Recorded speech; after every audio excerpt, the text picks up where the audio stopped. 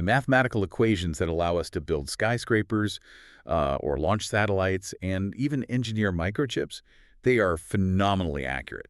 I mean, they work perfectly. They really do. And, we're taught to view science as this lens that slowly brings the objective universe into perfect focus. Right, like we're just slowly peeling back the layers of reality. But according to the sources we're diving into today, that is not what's happening at all. Those equations only work because human biology is basically forcing you to actively hallucinate reality. Yeah, it is quite the paradigm shift. And the material we're unpacking today suggests our models are doing something entirely different than finding objective truth. Okay, so let's unpack this, because the paradox we are looking at today sits right at the intersection of, ancient philosophy, human evolutionary biology, and cutting-edge quantum physics. It's a massive intersection. It is. And on one hand, reality as it actually exists is described in these sources as this infinitely complex, centerless, karmic fractal flow. Right, a flow that is limitless in space, limitless in time, just fundamentally fluid. Exactly. It's a web of billions of interdependent causes and conditions. It's completely beyond our neat, dualistic concepts. But then on the other hand, we have these brilliantly simplistic models, things like Newtonian physics or, quantum wave functions that can predict events with staggering accuracy. which creates a huge contradiction. Right. So the mission for today's deep dive is to answer a very specific question. How on earth can a simplistic equation flawlessly map something so infinitely complex? And maybe more importantly, are we actually right to be so amazed by the phenomenal efficiency of these scientific models? Yeah, should we be amazed? So to resolve that paradox, we're going to have to dismantle some of our most deeply held assumptions about what a scientific model actually is. We really are. We have to look at how our cognitive hardware interacts with the universe. So we're going to explore the evolutionary glitches of human perception, jump into Madhyamaka philosophy to understand why emptiness is the actual engine of reality, and then connect all of that to relational quantum mechanics. Which is going to blow people's minds, I think. By the time we finish, the way you look at the physical world around you is going to be fundamentally altered. I completely agree. So I'm going to start with the biological side of things because, to understand why our models are so simplified, we first have to ask why our brains demand that simplification in the first place. Right, the root cause. Yeah. There is a concept in the source material from Madhyamaka thought called Saṃvṛti-satya. And I looked up the translation, and it generally just means the conventional truth. The standard, everyday truth we all agree on. Right. But the literal etymology of the word savi is what really caught my attention.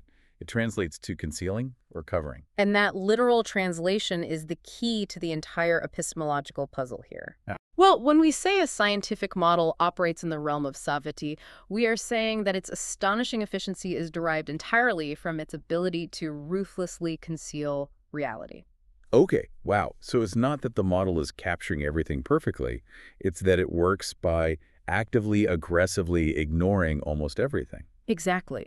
I mean, consider what a model actually does. Whether you're calculating the trajectory of a cannonball or the curvature of space-time, the operational efficiency relies completely on segmenting reality. You have to chop it up. You do. You isolate a tiny, manageable handful of variables, and in doing so, you have to throw out the infinite interdependent web of the rest of the universe. That makes me think of, it's like trying to describe the entire Pacific Ocean, right? Okay. Like if I take a single bucket of water from the beach and I measure the salt content and I say, hey there, I have mapped the ocean. Right. You have a data point. Yeah, I'm technically mapping something real in that bucket. Yeah. But to make my simple salinity model work, I have to completely ignore the tidal forces pulling across hemispheres. You ignore the lunar cycle. The lunar cycle, the thermal vents at the bottom of the Mariana Trench, the migratory patterns of whales. If all I need is the salt content of that specific bucket, the model is perfectly functional. But it achieves that function by concealing the larger chaotic reality of the ocean. Exactly. It's aggressively covering up the rest of it. That is a highly accurate way to frame it, but the source material takes this a step further, which is where it gets really interesting. Right. Because this capacity to ruthlessly edit out the limitless fractal flow of reality, it isn't a conscious choice made by some physicist in a laboratory. It's not optional. No, it is a biological imperative. It is baked right into the very structure of our evolutionary hardware. Because our brains weren't engineered by a committee of theoretical physicists seeking the ultimate objective truth of the cosmos. Right. They were shaped by evolutionary demands on the prehistoric savanna. The prime directive wasn't enlightenment, it was survival. And survival in a highly dangerous immediate environment requires brutal simplification. So let's run a thought experiment on this. Imagine one of our prehistoric ancestors just, standing in the tall grass. Okay. And a predator, say a saber-toothed tiger, Ugh. is approaching. If that early human's brain actually attempted to process the ultimate interdependent reality of that moment, what would happen? The sheer computational load would result in fatal paralysis. Just completely frozen. Yeah. Think about the infinite variables in that single moment. To see the universe as a seamless, centerless flow, your brain would have to process the interdependent biology of the tiger, the microcurrents of wind moving through millions of blades of grass. The photons of sunlight reflecting off the environment. Exactly. The historical genetic lineage of both the predator and the prey, the atomic structures of the soil. I would just be standing there totally mesmerized by the infinite web of cosmic interdependence while the tiger casually walks over and eats me. Yeah, you would be removed from the gene pool immediately. Right. So to survive, your visual cortex and higher reasoning centers had to develop a mechanism to bypass that paralysis.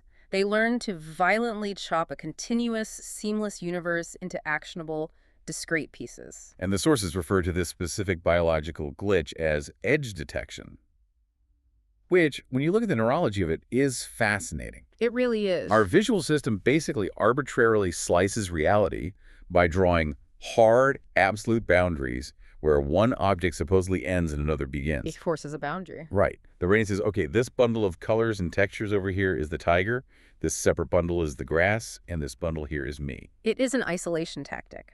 By mentally freezing a deeply relational fluid universe into solid, independent blocks, the mind creates a navigable space. It makes a map you can actually use. Yes. It gives you an object to run from and a subject to do the running. So we're essentially trying to decode the fundamental fabric of reality using software that was originally designed to just help us avoid getting trampled by wild animals.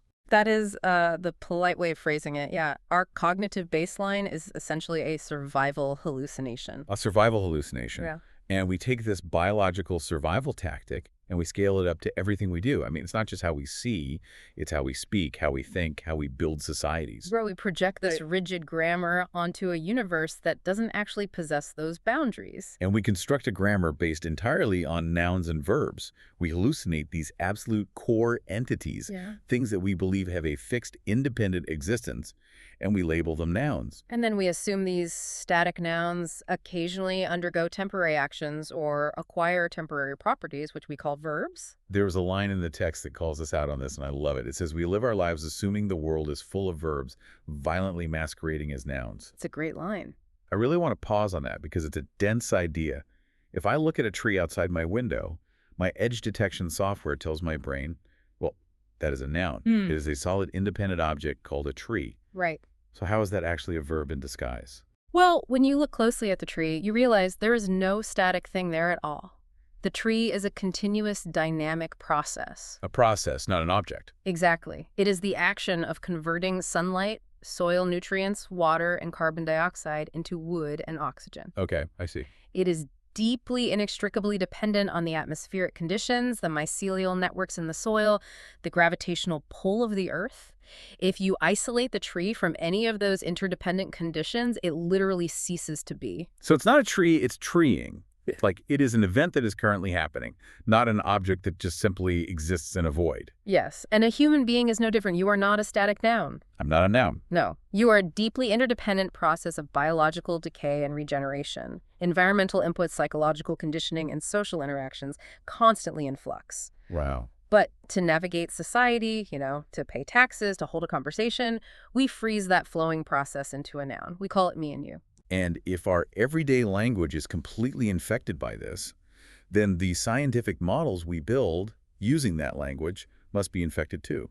They are. The sources call this the Lego brick fallacy. And the Lego brick fallacy is the core delusion of classical scientific modeling. It is the assumption that reality is ultimately made up of isolated, independent parts with fixed essences. Like actual Lego blocks. Exactly. We imagine the universe is a giant bucket of these fundamental building blocks, atoms, quarks, electrons, and we assume they exist independently in a void, and they only occasionally click together to form an event or larger object, much like snapping Lego blocks together. We literally take a unified, flowing process and violently chop it into stable spheres. We say, okay, here is the cause, here's the mechanism, and here's the effect. Right, we build this computable triadic grammar to understand causality. Because our brains literally cannot process anything else. We are taking the prehistoric edge detection hardware, which works wonderfully on the savannah, and we are aiming it at the quantum universe, expecting it to reveal objective truth. Which it can't. No. The phenomenally efficient scientific laws we rely on are not ontological mirrors of the universe. They do not reflect reality as it is. They perfectly map our localized, observer-dependent interaction with reality. Yeah, let me push back on this a little bit because it's so easy to get lost in the abstraction of, everything is a flowing process. Sure. This is the brick wall reality check. Yeah. If these models are just cognitive Lego bricks, if my brain is just using edge detection glitches to freeze the fluid universe into a fake grammar of nouns and verbs, why do these models have such severe physical consequences? What kind of consequences are you picturing? Well, let's say I sprint face first into a brick wall. The physical models of kinetic energy function absolutely flawlessly in that moment. My momentum stops instantly, the force is transferred back into my face, and my nose breaks. Right. The blood is real. The pain is very, very real. So if the mathematical model of kinetic energy is just satiety, if it is just concealing reality and mapping a biological hallucination, how does my nose break? It is the necessary question, really, and Madhyamaka philosophy does not deny the broken nose or the pain. Okay, that's relief. The fact that our conceptual models possess functional efficacy, despite their ultimate emptiness, is one of the most profound elements of this worldview. It is described as the union of the two truths. The union of the two truths. So we have the conventional truth, which is the map we use to navigate, and the ultimate truth, which is the fluid, centerless reality. Exactly. The scientific model of kinetic energy operates as a highly effective conventional truth. It possesses profound conventional efficacy precisely because it perfectly maps our limited interactions within consensual reality. Oh, I see. The laws of physics are not reflecting the ultimate foundation of the cosmos, but they are mapping the localized interaction flawlessly. So to explain how something can be empty of absolute substance but still break your nose, the sources use this analogy of an echo in a canyon. It's a fantastic analogy. I spent a lot of time thinking about this one. Let's break down how an echo works conventionally versus ultimately. Okay, so conventionally, an echo is a real, measurable, physical event. It has efficacy. Right. If you stand in a canyon and shout, the echo that bounces back has a specific decibel level. A microphone can record its acoustic frequency, it can vibrate your eardrums, it could startle a rock slide or send a flock of birds into the air. Right. In the conventional world, the echo functions perfectly. It does work. It has an impact, just like the kinetic energy breaking my nose. But if you try to reach out and isolate the absolute independent core of that echo, like if you try to put the echo-ness of the echo into a jar, what do you find? You find absolutely nothing. There is no solid object there. There is no independent essence. The echo is just an interdependent event. It Ah. is a temporary manifestation co-created by a vast web of causes and conditions. Right. All these other pieces. It requires the vocal cords vibrating at a certain frequency. It requires the specific density of the air molecules in that canyon at that exact temperature. A rock face. Right. It requires the precise, jagged geometry of the rock face it bounces against. And critically, it requires the auditory processing system of the person hearing it. Right. If you take away the rock face, there's no echo. If you change the temperature of the air, the echo changes. If there are no vocal cords, no echo. It cannot exist on its own. It has absolutely no independent core. And the term used for that independent core is svabhava, meaning inherent independent existence. The echo is entirely empty of svabhava, yet it functions flawlessly within its relative framework. And this leads to what I think is the most counterintuitive insight in the entire deep dive. It comes from the philosopher Nagarjuna. Yes, his core argument.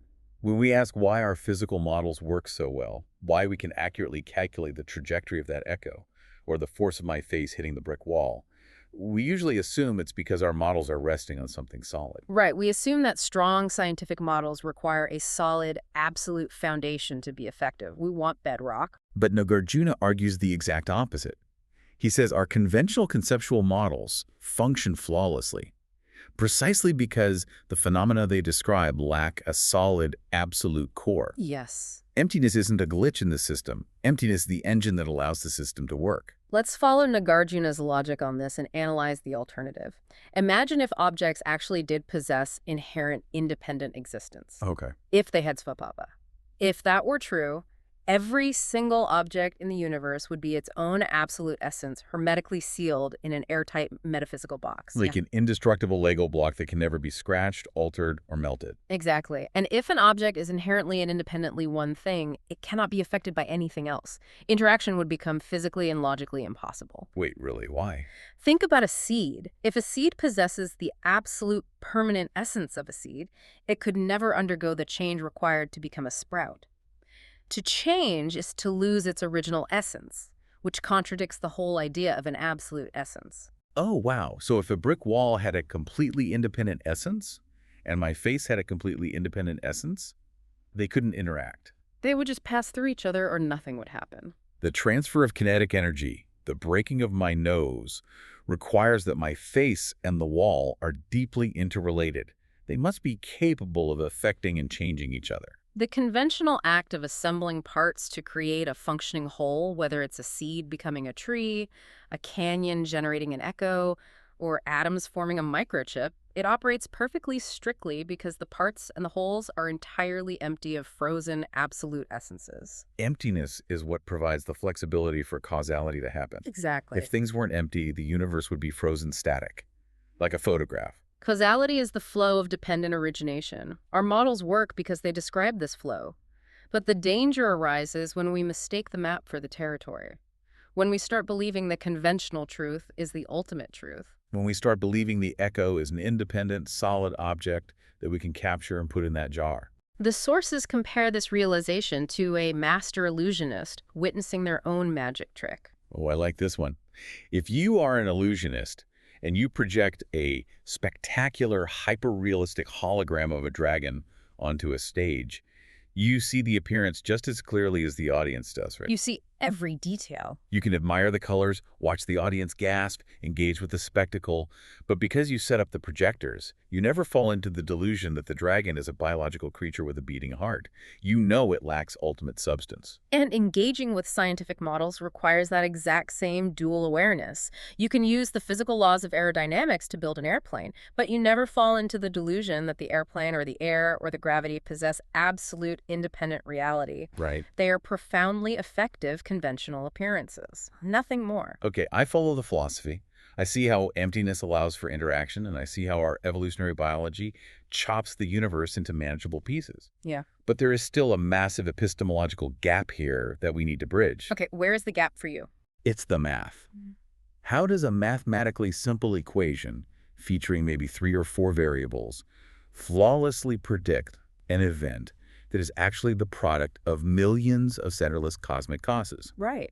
If everything is a fluid web of dependent origination, how can an equation be so accurate?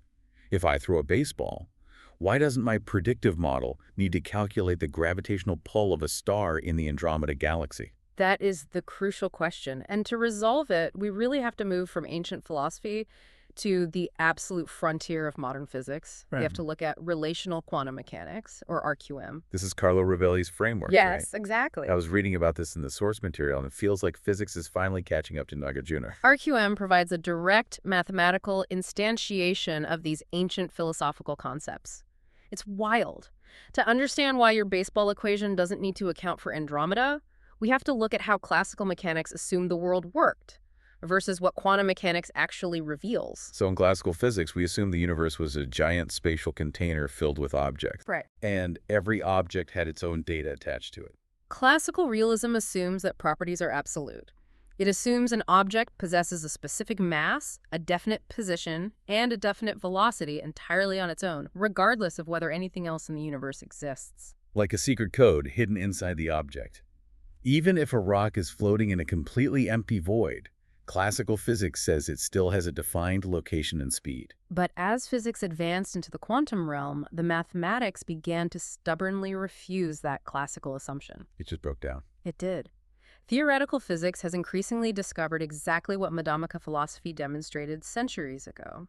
Properties belong strictly to the interaction, not to isolated objects. Let's linger on that.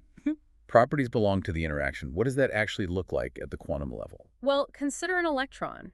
In relational quantum mechanics, an electron does not possess a definite position or a definite velocity on its own. Wait, it doesn't even have a location. It has absolutely no absolute location. It only manifests these properties in relation to another physical system.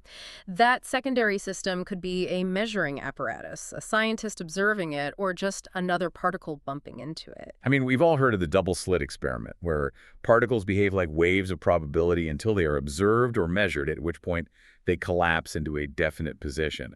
RQM takes that idea to its ultimate logical conclusion. It does. It removes the mystical aura of the conscious observer and states simply that any interaction between systems is a measurement. Okay. But the key is what happens in between those interactions. Between measurements, the electron is completely unfindable. Unfindable. Yes, it does not exist as a tiny, solid marble traveling on a defined trajectory through space. It exists entirely as a web of probabilities. It's like a dancer who only materializes the exact moment they grab their partner's hand. When they let go, the dancer dissolves back into a theoretical possibility of dancing. That's a poetic but fairly accurate way to look at it. They don't go stand in the corner. They cease to have a location entirely until the next interaction. And the consequence of that quantum reality is what completely resolves your question about the simple mathematical equation. Why doesn't the simple model have to calculate the billions of independent variables across the universe? Because those absolute properties don't exist in the first place. Exactly. You do not have to calculate the absolute position and momentum of every particle in the Andromeda galaxy when throwing a baseball on Earth, because relative to the localized interaction of the baseball and the catcher's mitt, Andromeda's properties do not manifest. They just aren't there. Right. They are functionally non-existent in that specific frame of reference. So the scientific equation works with such astonishing mathematical precision, not because it is a heroic approximation of an infinitely complex objective universe. No. It works because it is mapping a localized, observer-dependent interaction. It creates its own closed loop. There is no objective baseline reality to map. The physical law perfectly describes the relational reality that flashes into existence at the moment of interaction. But even within that localized interaction, just throwing the baseball, there's still billions of atoms, thermal dynamics, air resistance. It's still highly complex. Why do macro-level causal models work so reliably on these aggregates? The efficiency of macro-level modeling relies on what the sources call the fractal architecture of dependent origination. When I hear fractal, I immediately think of those psychedelic patterns where if you zoom in, the shape repeats itself infinitely. And that is the visual representation of structural self-similarity. When we talk about the billions of causes and conditions shaping an event, classical thinking assumes they are independent, random vectors colliding haphazardly, like a chaotic game of billions of billiard balls. But they aren't random. They are structured. They are an interdependent, co-evolving web. When physics isolates a macroscopic cause and effect, it is operating on the conventional reality that an aggregate, the whole and its basic elements, the parts, are mutually co-created. A conventionally labeled entity, like a baseball or a tree, is merely a temporary mirage-like nexus where collective processes intersect. Is a knot in the karmic web. Yes, exactly. And because the universe operates as a limitless, centerless fractal cycle, there is structural self-similarity across scales. The relational dynamics that govern the small parts mirror the relational dynamics that govern the whole. Oh, I see. This self-similarity is what allows our simplistic, triadic conceptual models cause, mechanism, effect to reliably predict phenomenal patterns on the macro scale. You don't need to track every single thread in the knot if you understand the relational geometry of the knot itself. And the most radical part of this relational geometry is what it says about the scientists themselves, the people actually building the models. The sources describe a total collapse of the absolute boundary between the observer and the observed. Yes. Classical physics placed the scientist behind a pane of glass. The scientist was the objective subject, looking out into a dark void, waiting to encounter a physical phenomenon, the object. But its properties only exist in interaction. then the scientists and the experiment aren't separate. They instantly co-create each other. They spark into existence simultaneously.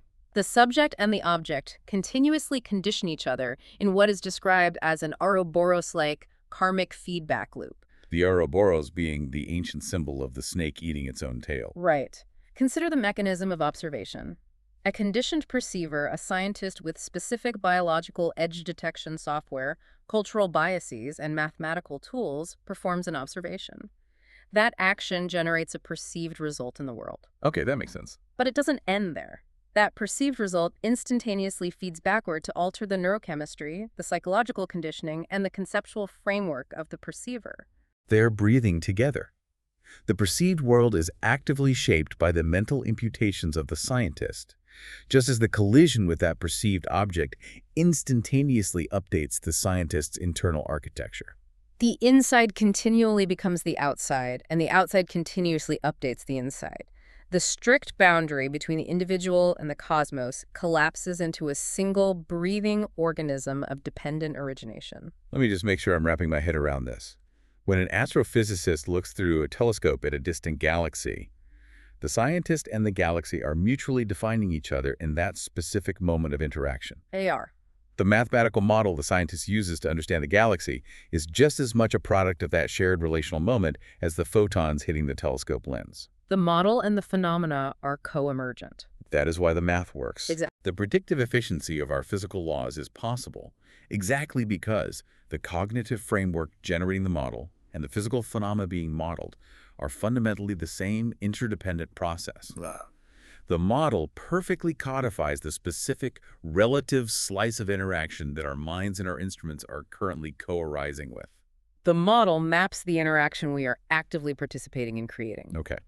If the observer and the observed are constantly co-creating each other, if our models are just mapping this localized, observer-dependent interaction, then we have arrived at the core question of this entire deep dive. Let us address it directly. Are we right to be so amazed by this efficiency? Is the miraculous correspondence between our beautiful mathematical equations and the reality we perceive a sign that we are decoding the divine secrets of the universe? Or is it an illusion? The realization here is stark, but I think it's profoundly liberating. The amazement we feel regarding the efficiency of our models is a profound illusion. An illusion born from a tautology. The sources call it a tautological correspondence. A tautology is a statement that is true by necessity or by virtue of its logical form. If I say all circles are round, that is a tautology. Right. It doesn't reveal a deep secret about the universe. It just repeats the definition of the concept. The correspondence between our cognitive models and our localized, observer-dependent reality operates the exact same way. It is tautological. Because the reason the math fits the universe so perfectly isn't because mathematics is an objective language that unlocks the cosmos. It is because the math and the universe we perceive are generated by the exact same biological and karmic hardware. Exactly. The models we build, whether they are everyday conceptual thoughts like, the apple falls from the tree, or highly refined mathematical abstractions in theoretical physics, they are cognitive software imposed upon an ungraspable truth. They function entirely as operational maps for our survival and navigation. It goes right back to the savannah. Our visual cortex violently chops the seamless flux of reality into discrete pieces. We project nouns and verbs onto the universe. We hallucinate these absolute core entities, and then we build mathematical models based on those exact same nouns and verbs. Because both the predictive models and the reality they successfully describe are processed through the exact same biological edge detection glitch, they match perfectly. There is an analogy in the source material that synthesizes this tautological loop perfectly. I love it. It says, you are effectively measuring a hallucinated boundary with a ruler made of the exact same hallucination. It is the perfect distillation of the paradox. Imagine you hallucinate a wooden box. Then, to understand the box, you hallucinate a measuring tape. Okay. You wrap the measuring tape around the box, and you are absolutely astounded to find that the measuring tape perfectly aligns with the dimensions of the box. You're like, this tape measure is a miracle. It exactly matches the edges of reality. But the correspondence is not a miraculous alignment with the ultimate cosmos. It is simply the frictionless self-consistency of a shared dream. The ruler and the boundary are co-emergent. If the ruler and the box are both hallucinations, what is actually there? Like when we strip away all these cognitive projections, all the nouns and verbs, all the edge detection, what is left, the sources refer to the ultimate truth as tathata. Yes, tathata is often translated simply as suchness. How does suchness relate to our scientific models? Can a perfect model ever map suchness? When we look at suchness, the correspondence between our scientific models and the ultimate truth drops to zero. Zero. They are functionally non-existent to one another, and the reason for this is vital. Ultimate truth is not an object of knowledge to be mapped at all. You can't point a telescope at suchness. You cannot point an equation at it either. Suchness is the sheer absence of the inherent independent identities that our triadic models rely upon to function. Because a scientific model inherently requires a triadic structure. It needs a subject performing the action, a relationship or mechanism, and an object receiving the action, a cause, causality, and an effect. But Nagarjuna demonstrates logically that these triadic structures are merely the fruit of our own cognitive imagination. They're made up. They are karmic imputations. They fail entirely to represent reality as it actually is because reality possesses no such boundaries. The line we draw between a cause and an effect, or the perceiver and the perceived, is a linguistic and cognitive projection. They are convenient fictions. Reality itself completely transcends all the rigid conceptual boxes our minds try to build.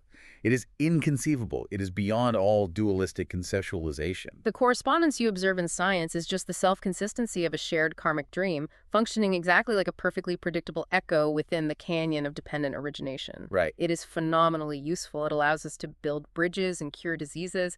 It is there, yet not there. But it is never a representation of the ultimate indivisible suchness of the universe. So we have hallucinated the canyon, we have hallucinated the shout, and we are absolutely amazed that we can perfectly calculate the echo. That is the illusion of amazement. It is. I can imagine someone listening to this right now, maybe an engineer, a physics student, or just someone who relies on the GPS in their phone to get to work, and they might be experiencing a bit of an existential crisis. Oh, absolutely. If all our scientific models are hallucinated rulers measuring hallucinated boundaries, if our greatest intellectual achievements are just the byproduct of an evolutionary edge detection glitch, does this completely invalidate modern science? Is physics just a made-up game with no real value? It is a common reaction when first encountering Madhyamaka philosophy, but the answer is an emphatic no. This framework does not invalidate science at all. The problem isn't the map itself, the problem is how we relate to the map. Okay, how so? Well, Nagarjuna diagnosed this specific psychological error as the disease of reification. Reification. Yeah. That's the error of treating something abstract as if it were a concrete, absolute thing. Right. Reification is mistaking a concept for a concrete reality. It is taking a highly functional conventional map and fiercely believing it is the absolute territory. It is forgetting that the echo is just empty air and interdependent process, and believing it is a solid, independent object you can lock in a vault. The structural failure of this cognitive architecture, the disease of reification, becomes glaringly obvious when we look at the escalating paradoxes at the absolute frontiers of physics. This is where we run into the clash between general relativity and quantum mechanics. Exactly. Consider the state of modern physics. On one hand, we have general relativity, which flawlessly maps the macro-universe. Right. It describes gravity as the smooth, continuous curvature of space-time. It predicts the movement of galaxies and the orbits of planets with stunning accuracy. And on the other hand, we have quantum mechanics, which flawlessly maps the micro-universe. But it describes reality not as smooth and continuous, but as quantized, discrete, and probabilistic. Both are incredibly efficient, rigorously tested models within their specific operational domains. But what happens when you try to combine them? They crush. Right. What happens when you look at a black hole singularity where immense mass general relativity is compressed into a subatomic space, quantum mechanics? The math breaks. It spits out irreconcilable infinities. They literally refuse to work together. Why does the math break? It breaks precisely because the human mind commits the error of reification. We attempt to force highly functional, localized, relational maps into a single, absolute description of a foundational reality. But as Madhyamaka logic demonstrates, you simply cannot transmute a relational description into an absolute substance. Which brings us to the holy grail of modern physics. Ever since Einstein, physicists have been hunting for a final theory of everything. They want a single, elegant equation that unifies all the forces of nature, resolves the clash between gravity and quantum mechanics, and describes the fundamental baseline reality of the universe. And from the perspective of the sources we are analyzing today, an absolute final theory of everything is a conceptual impossibility. Because the very tools we are using to build the theory are fundamentally inadequate for that specific task. Yes. Any ultimate theory that physics could eventually formulate would still necessarily be a model constructed from mathematical language. It would still rely on the dualistic cognitive boundaries born from our biological edge detection. It would still require nouns and verbs, subjects and objects, causes and effects. It would still be a ruler made of hallucination. It would undoubtedly represent the pinnacle of conventional truth. It might become the most beautiful, functional, predictive map humanity ever creates, allowing us to manipulate the physical world in ways we currently consider magic. Sure. But it could never be the ultimate absolute truth, because the ultimate absolute truth is the sheer absence of any such independent foundational building blocks. Reality simply refuses to be put in a box, no matter how elegant the mathematical box is. And this is where we must be very careful to avoid another philosophical trap. Recognizing the ultimate emptiness of our scientific models does not lead to nihilism. That's a really important distinction. We aren't saying nothing matters or that we should abandon the scientific method and go live in caves. Far from it. Understanding this actually profoundly liberates the scientific endeavor. It frees us from the dogmatic, often claustrophobic trap of physical materialism. How does recognizing it as an illusion actually liberate us? Because it allows us to utilize these incredibly effective illusions, like applying Newtonian mechanics to build a suspension bridge, or using quantum mechanics to engineer a life-saving medical device without the heavy philosophical burden of believing these models represent what reality inherently is. Oh, I see. We can engage fiercely with our models, but we hold them lightly. We use them as provisional tools. This is the essence of the middle way. And to illustrate how we should interact with these models, the sources use the famous analogy of the raft. Let's explore the raft. Imagine you're on a journey and you come to a wide, dangerous, fast-flowing river. To cross it, you gather wood, vines, and branches from the shore, and you construct a raft. Okay. That raft is incredibly useful. It is functionally efficient, it keeps you from drowning, navigates the currents, and successfully gets you to the other shore. And in this analogy, the raft represents our scientific models. It is the conventional truth. It gets the job done. Exactly. But once you reach the other shore and stand on dry land, what do? Do you pick the heavy waterlogged raft up, hoist it onto your shoulders, and carry it with you into the forest simply because you are so attached to how useful it was in the water? No, you'd be crushed under the weight of it. It would just become a massive hindrance. You leave the raft at the shore. It served its purpose perfectly, but you don't need it on dry land. The middle way teaches us to embrace the profound utility of the raft to cross the river, but to be perfectly content leaving it behind rather than demanding the entire world fit onto it. We use our dualistic categories, our math, and our edge detection to operate flawlessly within consensual reality. Right. But we accommodate conventional appearances with the lightness of touch one would use to adjust a projection on a movie screen. We learn to act without acting. We engage completely with the phenomenal world, but without reifying that engagement into an absolute solid reality. We understand how the magic trick is performed, but we can still entirely appreciate the beauty of the show. That is a brilliant place to start synthesizing this incredible journey we've just taken. We started by looking at a massive paradox. How can simplistic mathematical models perfectly predict an infinitely complex, centerless universe? And the answer we found was rooted in the concept of Saṃvṛti-satya, concealment. We discovered that the efficiency of our models comes entirely from their ability to aggressively ignore the infinite interdependent web of reality. We trace that back to our evolutionary biology. Our brains run on an edge detection glitch, evolved for surviving predators on the savanna, which forces us to violently chop a fluid universe into static blocks. We suffer from the Lego brick fallacy, pretending the universe is a bucket of independent nouns when it is really a continuous flow of relational verbs. Yet we learned that these empty conventional models function flawlessly precisely because they lack absolute essence. We explored Nagarjuna's emptiness engine, revealing that if things possess permanent, independent essences, causality and interaction would be physically impossible. And then we took that philosophy straight into relational quantum mechanics. We saw how Carlo Rovelli's framework proves that properties belong strictly to the interaction, not the isolated object. The electron doesn't even have a location until it interacts. Which fundamentally resolved our epistemological gap. The simplistic equation doesn't have to calculate the entire cosmos, because those absolute properties do not exist.